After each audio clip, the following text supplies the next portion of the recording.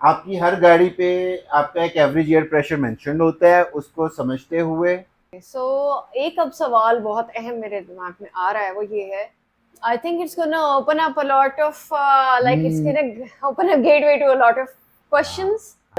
quite a tricky question. There are countless reasons होती हैं, लेकिन 5 मोस्ट कॉमन रीजंस मैं आपको यहाँ पे मेंशन करता हूँ. राइट केयर, हम्म. उसको अगर कोई मसला हो जाए सही बंदे से उसको रिपेयर करवाना. Irregular treadwear, okay. जिसमें 2-3 रीजंस होती हैं. व्हील प्रॉपर्ली अलाइंड ना हो, व्हील बैलेंसिंग आपकी प्रॉपर ना हो, आपकी सस्पेंशन ठीक नहीं थी. ठीक है, उन्होंने सबसे महंगा सबसे अच्छा समझ के डलवा लिया होता है, लेकिन वो चीज़ें उनकी फुलफिल नहीं कर रही.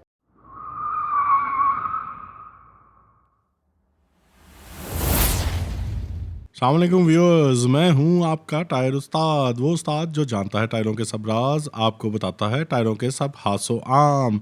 25 साल तजर्बा रखने वाला ये उस्ताद देगा आपको सब मालूमात। ओके. सो एक अब सवाल बहुत अहम मेरे दिमाग में आ रहा है, वो ये है कि आपके पास कस्टमर्स आते हैं ख़राब टायर्स लेके, तो आपके अकॉर्डिंगली ख़राब टायर्स क्यों होते हैं, क्या रीजंस है उसके? यानी एस लाइक जब वो लेके आ रहा है कस्टमर, तो उसने क्या मैसअप किया होता है कि टायर्स की condition. Well, quite a tricky question. There are countless reasons होती हैं, लेकिन 5 मोस्ट कॉमन रीजंस मैं आपको यहाँ पे मेंशन करता हूँ. सबसे पहले तो है जी रॉन्ग चॉइस ऑफ प्रोडक्ट.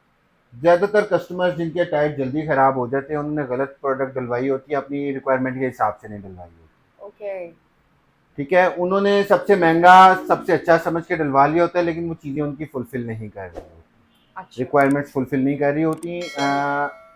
वो सबसे पहले मसला ये होता है. दूसरा सबसे इम्पोर्टेंट जो प्रॉब्लम फेस करते हैं हम लोग के टायर ख़राब होने की रीज़न होती है गलत पंक्चर वाला.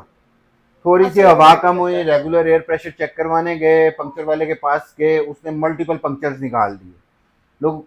ठीक है, तीसरी सबसे कॉमन रीज़न क्या है? Inappropriate air pressures.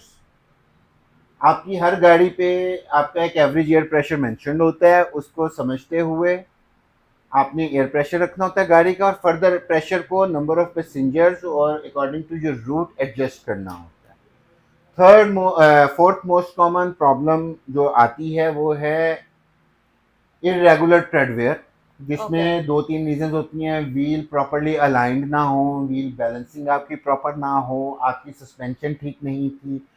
उसमें से भी सबसे कॉमन इशू कैम्बर का आता है. तो these are the most common reasons जिसकी वजह से लोगों के टायर्स खराब होते हैं. ओके. इसके बाद आपके वो सारे आते हैं मुख्तलिफ इश्यूज कि जी चल के ख़राब हुए, कम चले, ज़्यादा चले, क्या हुआ क्या नहीं हुआ. तो वो आपके फर्दर उसके बारे में कोई क्वेश्चन है तो आप पूछ सकती हैं मेरे से. I think it's gonna open up a lot of like it's hmm, gonna open a gateway to a lot of हाँ, क्वेश्चंस. हाँ. एंड ये एक अलग डिस्कशन सेशन हाँ, हमारा it's होगा, बिकॉज इसमें a बहुत सारे whole factors. new, as I have studied the basic science of hmm. Tyres, जिसमें उस्ताद जी ने हमें सिखाना शुरू किया, और उन्हीं के ही नक्शे कदम पे चलते हुए हमने सही तरह समझा. तो सही. इसलिए मेरे पास लेमन ट्रिक्स नहीं होते ओके. कि जी वन लाइनर्स जिनके ऊपर ख़त्म करने हैं, because lot of science, lot of technology involve in it. Okay. तो उसके हिसाब से हमने इसको समझा. तो आप कोई भी क्वेश्चन पूछते हो तो मैं अपनी तरफ से डिटेल देने की कोशिश करता हूँ. क्या ये आपके लिए इजी है? आप मेरे ख्याल में रिसर्चर हो तो आपको डिटेल्स ही चाहिए. एग्जैक्टली. ठीक है, तो मैं इसीलिए डिटेल में आपको बताने की कोशिश करता हूँ. आप उसको नोट कर लिया करो. जी. आपको फर्दर क्वेश्चन हो तो आप पूछ सकती हैं मेरे से. ठीक है. ठीक है, you are most welcome to ask. अगर आपके जहन में अभी भी कोई क्वेश्चन आ रहा है, डेफिनेटली ये सारी चीज़ें डिस्कशन मांगती हैं कि पंक्चर कैसे करवाना चाहिए, किस टाइप के ब्रूस पे किस तरह एग्जैक्टली. का पंक्चर होना चाहिए, रिपेयरिंग में काउंट होता है, ये इसकी एक अपनी एक डायमेंशन है. जी. देन एक्चुअल सिलेक्शन कैसे होनी वो चाहिए भी. टायर्स की, वो मैं अक्सर बात करता हूँ कि सही प्रोफेशनल का इंतखाब करना चाहिए, वो जी. एक अलग डायमेंशन है. इरेगुलर ट्रेडवेयर को कैसे बचाना चाहिए, हम्म. टायर अप्रोप्रिएटली रोटेट कैसे करने चाहिए, वो एक अलग डायरेक्शन है. वो सही. हम इस पे वन बाय वन ये डिस्कस कर सारे सकते अलग हैं. कैटेगरीज बनती हैं, like selection, tips and tricks, precautions and a lot of हाँ, जैसे मैं अक्सर टायर बाइंग को ना रिलेटेड स्टफ. रिलेट करता होता हूँ आपके हर चीज़ की बाइंग से. आप कोई भी फैब्रिक, कोई भी शूज़ आप बाय करते हो, तो selecting from right product, right size, उसकी राइट केयर, उसको अगर कोई मसला हो जाए सही बंदे से उसको रिपेयर करवाना, ठीक है, और उसके अंदर उसको आपने कैसे सीधा रख के चलाना है, कैसे उसको सही तरह यूज़ करना है, वो सारी चीज़ें आपकी हर प्रोडक्ट की तरह इनकी भी निटी-ग्रिटीज़ हैं जिनको समझना ज़रूरी होता है।